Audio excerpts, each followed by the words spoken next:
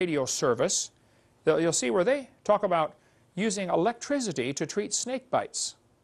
Dr. Roger Gadarian in western Ecuador treated 300 cases of snake bite. The pain is gone in 15 minutes if shock is applied within 30 minutes. What they do is they use a stun gun, makes a little electric spark. If you get bit by a poisonous snake or a poisonous spider, they've discovered over the last 20 years, a lot of research has been done, a spark right on the injury site will neutralize the poison. They say if you get bit by a snake, do it in an X pattern. Once this way, once this way. If it's been more than 30 minutes, tie an electrode to hook a wire to one of these and make a long wire and go around the other side. So the spark has to go through the limb. If it's been more than 30 minutes, you probably should also spark halfway from the injury to the heart because the poison's traveling. A friend of mine said they had a lady come visit their place in Texas, and they had a two-year-old boy with them. The 2-year-old got bit by a brown recluse spider, which can kill a 2-year-old.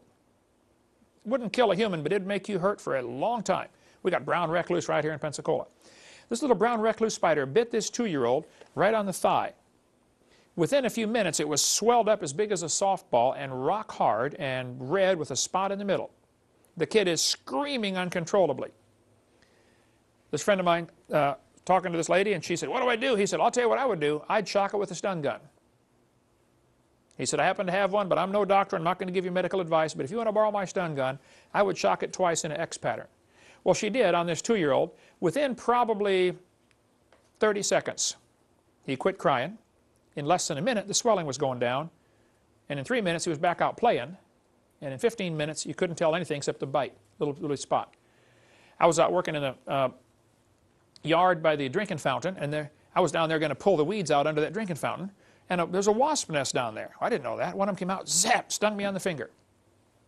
So I went right upstairs to the Van de Graaff generator, 500,000 volt, make your hair stand up generator, flipped the switch, zap, zap, zap.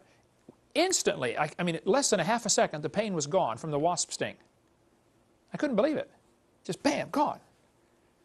Just that quick, just electric spark. If you're, people that work in jungles, they're saying, look, get a spark. I mean, if you got to go to find an engine with a spark plug, pull the wire off, spark it, chainsaw, lawnmower, do something, but spark it right away. There seems to be really therapy in high voltage treatment of spider bites. There's been articles since 1991, a lot of research done on this. So why did God make poisonous snakes? I don't think they were poisonous in the original creation. Carl Baugh, for instance, in Glen Rose, Texas, raised cottonmouth water moccasins in his hyperbaric chamber with a stronger electromagnetic field. After 2 weeks of being in strong magnetic field, the snakes were not poisonous. The poison was not harmful. So you can study more on that. Water moccasins raised in hyperbaric conditions will not be poisonous. So maybe the pre-flood world, these snakes had a different function because the protein they inject is actually nutritious. It's good for you. There's a lady over here at Calvary Baptist, I think you spoke in there, Eric, on Pine Forest Road. She was in a car accident, hit the windshield, broke her neck down deep inside her, between her shoulder blades. She goes in once a month, still today, for an injection of cobra venom. They take the venom from a cobra, stick it down on her neck, and give her a shot because it's a nutritious protein. I don't know what they did to it. You could ask her if you'd like. But so maybe the snakes had